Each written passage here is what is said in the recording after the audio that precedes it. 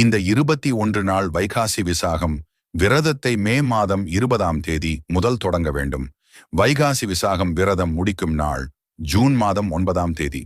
இதே 11 நாள் விரதம் இருக்கப் போகிறீர்கள் என்றால் மே 30ஆம் தேதி முதல் ஜூன் 9ஆம் தேதி வரை இருக்க வேண்டும். 6 நாள் விரதம் இருக்க வேண்டியவர்கள் ஜூன் 4ஆம் தேதி முதல் 9ஆம் தேதி வரை விரதம் இருக்க வேண்டும்.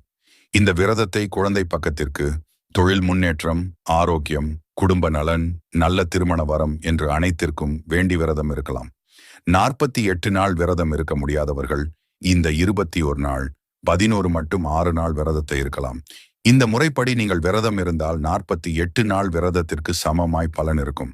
தினமும் குளித்துவிட்டு காலை மாலை விளக்கு ஏற்றி வைக்க வேண்டும். இதில் ஏதாவது ஒரு வேளை நீங்கள் நெய் வைத்தியம் செய்து கொள்ளுங்கள். பிரசாதமாக பால், பழம், கல்கண்டு செய்து கொள்ளலாம். தினமும் தலைக்கு குளிக்க முடிந்தவர்கள் தலை குளிக்கவும், இல்லை என்றால்